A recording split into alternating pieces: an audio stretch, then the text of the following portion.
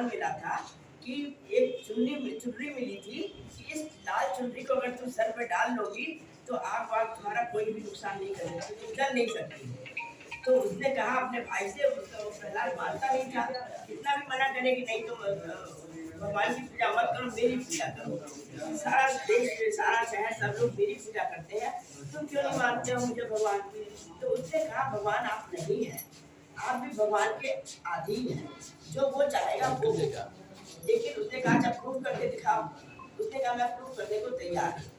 तो हिरण्यकश्यप ने उसको सांपों के उसमें डलवा दिया तहखाने में, जहाँ सांप ही सांप थे, लेकिन वहाँ से भी वो बच के निकल आया, किसी ने उसको काटा नहीं, वो भगवान की भक्ति करता रहा वहाँ भी बैठ करके अंधेरे कमरे में। उसके बाद उन लोगों ने उसे जहर वहर पिलाने की कोशिश की, उसने जो भी दिया उन लोगों ने उसने पी लिया, लेकिन वो जहर भी अमृत बन गया उसके लिए, उसको बिल्कुल नुकसान नहीं पहुंचाया। फिर उसने कहा ये तो किसी तरह मर ही नहीं रहा है, क्या करें? तो उसकी बहन होलिका ने कहा कि इसको आग में लेके बैठ जाती हूँ मैं भूत में, और ऊपर से चुनरी डाल दूंगी, मैं तो चलूंगी नहीं, ये चल जाएगा आग में। उन्होंने कहा ये सबसे अच्छा है। मतलब कहने का क्या है, मतलब कहने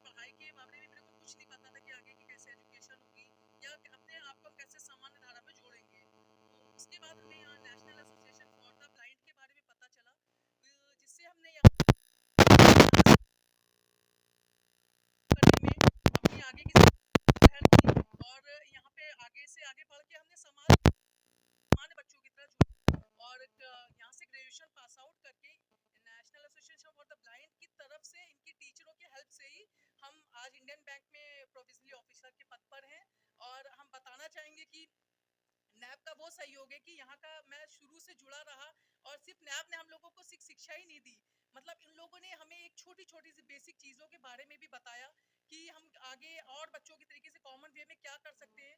तो इसके बाद हमें मुंबई भेजा गया यहाँ से कंप्यूटर ट्रेनिंग के लिए, जो कि वहाँ से हम होके आके आज बैंक पे कॉमन एम्प्लॉयज़ की तरीके से, कॉमन ऑफिसर की तरीके से पूरी पब्लिक को फेस कर रहे हैं और अच्छे से अपने कार्यों को निभा रहे हैं। तो thanks for national association for the blind और इंडियन बैंक की तरफ से आज सभी बच्चों से हम यही कहना चाहेंगे कि अपनी इच्छाओं को मत मारो, सपने बड़े देखो। जब हम सपने बड़े देखेंगे तभी हम आगे का कुछ कर सकते हैं। तो इच्छाओं को जागरूक रखो और कहीं ना कहीं अपनी शिक्षा को मत रोको। तो और इससे अपनी शिक्षाओं को कहीं ना कहीं जागरूक रखो और सपने अपने कहीं ना कहीं बुलंद रखो। तो आज हम यहाँ तक पहुंचे हैं, नैप के माध्यम से आप सब भी पहुंचोगे कहीं ना कहीं। Thanks sir. क्या देना चाहते हैं बच्चों को? जो भी आपके सामने आप किसी भी यूथ से मिल रहे हो, अपने परिवार में या आपके पास में भी कोई रिश्तेदार आ रहा है, तो सिर्फ और सिर्फ उससे ये, अगर आपको वो दया दृष्टि दिखा रहा है तो उस पर दया मत लो। उससे ये, अगर वो आपको पैसा,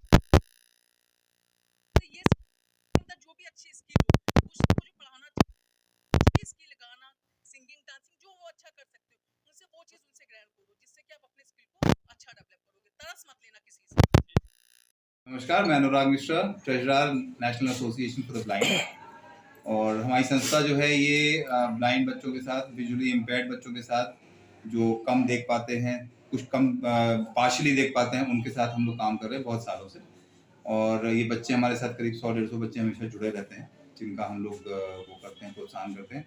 इंक्लूसिव एजुकेशन के साथ हमारा इनका वो है, क्योंकि हम लोग कोशिश ये कर रहे हैं कि इनको कहीं सेपरेट किसी कॉलेज स्कूल में नहीं दाखिला दिलाते हैं, इनको नॉर्मल स्कूल में दाखिला दिलाते हैं, क्योंकि ये नॉर्मल बच्चों के साथ पढ़ें और इनको भी लगे कि हम नॉर्मल ही हैं, और ये अच्छा परफॉर्म भी करते हैं, क्योंकि इनको भी लगता है कि हमको अच्छा परफॉर्म करना चाहिए। तो ये वहाँ जा करके सारे स्कूल में पढ़ रहे हैं, क्राइस्ट चर्च में है, किसी और स्कूल में है, बहुत सारे स्कूल में पढ़ रहे हैं। और वहाँ ये नॉर्मल अपना पढ़ाई कर। सर किस तरह की ट्रेनिंग दी जाती है बच्चों को? ट्रेनिंग में बेटा इसमें सारी तरह की ट्रेनिंग है, कंप्यूटर से लेकर के स्मार्टफोन चलाने के लिए, उसके ब्रेल पढ़ने के लिए। नॉर्मल जो पढ़ाई कर रहे बच्चे ब्रेल पे करते हैं, क्योंकि जो बच्चा जो विजुअली इम्पेयर्ड है उसको किसी और चीज़ की तो वो नहीं है, या वो हियरिंग कर सकता है या वो पढ़ाई कर सकता है ब्रेल। तो दो ही चीज़ें हैं, तो ब्रेल पे और उस पर हम लोगों को ज़्यादा स्ट्रेस है। सर आम बच्चों से यदि बच्चे पढ़ते हैं तो किस तरह की इनको परेशानी होती है, क्या होता है, कैसे आखिर? परेशानियों में देखिए थोड़ी देर तो होती है, शुरू में जब बच्चे जाते हैं तो कुछ बच्चे उनको चिढ़ाते भी हैं, कुछ करते हैं, लेकिन वो बच्चे इस तरह के माहौल में हम लोग यहाँ पर उनको डेवलप कर देते हैं कि उनको ये सब चीज़ें ज़्यादा परेशान नहीं करती हैं। और ये बच्चे स्पेशली टैलेंटेड है, जिनको हम दिव्यांगजन कह रहे हैं, ये दिव्यांगजन जो है ये एक्चुअली भगवान की देन।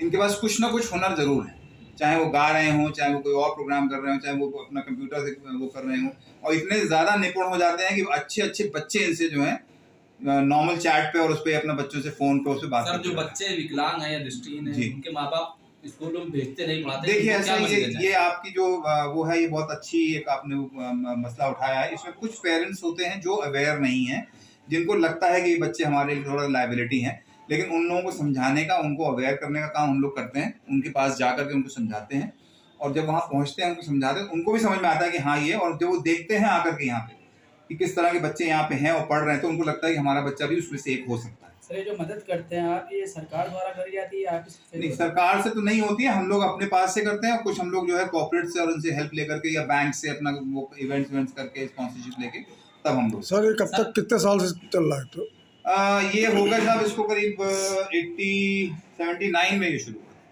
तो आप ये मान लीजिए कि 11 साल 21 साल उधर हो गए और 22 साल करीब 40 साल। सर यहाँ के पढ़े हुए बच्चे कहाँ पे आज कार्यरत में बहुत सारे बच्चे तो बैंक में पीओज हैं, जो कि अभी जो एग्जाम सर ऐसे अलग ही होता है कि आम एग्जाम? इनका नॉर्मल एग्जाम होता है, लेकिन इनके एग्जाम में इनको एक हेल्पर मिलता है जो कि इनसे एक क्लास छोटा होना चाहिए। अच्छा। वो इनके लिए राइटर होता है। विकलांग होता है? वो विकलांग नहीं होता, वो राइटर होता है, वो नॉर्मल होता है, वो आके लिखता है। ये हाँ ये बताते जाते हैं, वो लिखता जाता है, लेकिन वो इनसे एक क्लास छोटा होना चाहिए, जो कि नॉर्म्स हैं, तो वो तक